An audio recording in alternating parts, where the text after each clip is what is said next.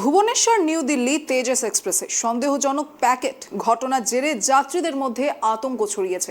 ট্রেনটি চক্রধরপুর স্টেশনে আসার পর 10 নম্বর এসি 3 টায়ার কামরার বাথরুমের ওপরের অংশে বেশ কয়েকটি প্যাকেট দেখতে পান যাত্রীরা।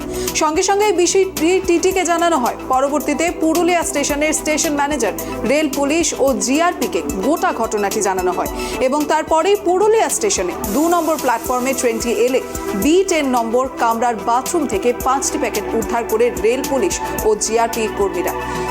প্রায় 40 মিনিট পর পুরুলিয়া স্টেশন থেকে ট্রেনটি ছাড়া হয়। আর এই বিষয়ে আমরা আবারও বিস্তারিতভাবে জানবো আমাদের প্রতিনিধি অমিতের কাছ থেকে। অমিত, সেখানে মূলত কি হয়েছিল সেই ট্রেনের ভেতরে? দেখো, তোমাকে জানিয়ে রাখি যে 20817 ভুবনেশ্বর দিল্লি তেজস এক্সপ্রেসের সন্দেহজনক কিন্তু প্যাকেট উদ্ধার হয়েছে গতকাল পুরুলিয়া স্টেশনে। এই ট্রেনের কিন্তু যারা যাত্রীরা ছিল তাদের মধ্যে ব্যাপক আতঙ্ক ছড়িয়েছিল। গতকাল এই ট্রেনটি চক্রধরপুর ট্রেনে পৌঁছার পরে যাত্রীরা দেখতে পায় যে 10 নম্বর এসি টায়ার কামরার বাথরুমের উপরে কিন্তু বেশ কয়েকটি ওইরকম প্যাকেট রয়েছে। তারা কিন্তু সেই প্যাকেট দেখার পরে সঙ্গে সঙ্গে রেল পুলিশকে জানায় এবং রেলের যে কর্মীরা ছিল তাদেরকে জানায়। এবং সেই ট্রেনের স্টপেজ কিন্তু পুরুলিয়াতে ছিল না, কিন্তু সেইটা তাতে কি রয়েছে তা জানার জন্য এবং তা তদন্ত করার জন্য সেই ট্রেনকে কিন্তু পুরুলিয়া স্টেশনে থামানো হয় এবং সেখান থেকেই সেই প্যাকেটগুলো উদ্ধার করা হয়। প্রায় 40 মিনিট কিন্তু ওই স্টেশনে দাঁড়িয়েছিল।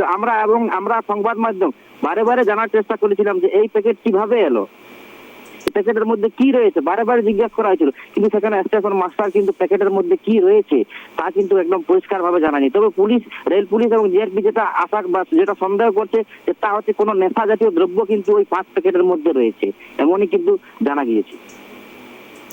অমিত, সেখানকার যাত্রীদের মধ্যে স্বাভাবিকভাবেই এক প্রকারের উৎকণ্ঠার পরিস্থিতি তৈরি হয়েছিল, তো তাদের মধ্যে থেকে কেউ কি কোনো রকমের কোনো মন্তব্য করেছেন, অর্থাৎ যাত্রীদের মধ্যে থেকে? যাত্রীদের মধ্যে যে ভয়ের আশঙ্কাটা কাজ করছিল, যে তারা ভাবছিল যে এটা সেরকম কোনো দুর্ঘটনা হয়তো যদি পুলিশ না দেখতো বা সেরকম বড়সড় কোনো দুর্ঘটনা করে যেত। এক্ষেত্রে কিন্তু অনেকেই বলছে যে কিভাবে রেলের মধ্যে এই প্যাকেটগুলো উঠে এলো, সেটা কিন্তু তারা একটা রেলের সুরক্ষা নিয়েও কিন্তু প্রশ্ন তুলছে। তাদের মধ্যে কিন্তু একটা ব্যাপক আতঙ্কের কাজ করেছিল সেই সময়টাই। এমনি রেল পুলিশ বা রেল কর্তৃপক্ষ তারা কি বলছেন এই বিষয়ে? রেল পুলিশকে বারে বারে আমরা সংবাদ মাধ্যম প্রশ্ন করেছিলাম যে কিভাবে হলো, আপনাদের তো কিভাবে ট্রেনের মধ্যে এই জিনিস এই প্যাকেট উঠতে পারে, তাহলে যে রেলের নিরাপত্তা, রেলের সুরক্ষা নিয়ে বারে বারে প্রশ্ন উঠছে। তারা কিন্তু সেই একেবারে পরিষ্কার ভাবে রেলের স্টেশন মাস্টার জানিয়ে দিয়েছিলেন যে এই বিষয়ে আমি কোনো বলতে পারছি না, আমাকে আর প্রশ্ন করবেন না। পরিষ্কার ভাবে তিনি কিন্তু সংবাদ মাধ্যমের সামনে এটাই বলেছেন।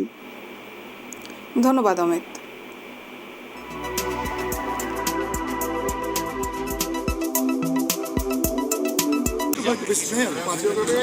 कहाँ से कहाँ आ रहे थे? ट्रेन भुवनेश्वर से दिल्ली आ रहा है। ये राजधानी कहाँ आप लोगों ने? पैकेट में तो अभी देखे कहाँ देखे पहले? देखे तो मुझे हमारा जो ओबीजे स्टाफ बोले हैं।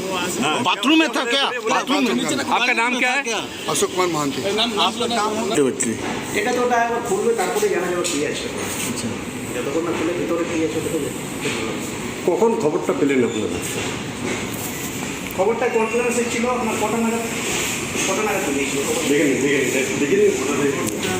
স্টপেজ নেই, না স্টপেজ সেখানে সিকিউরিটি পারপাস মেসেজ দেওয়া হলো, এটা সিকিউরিটি পারপাসে এটা প্যাসেঞ্জার।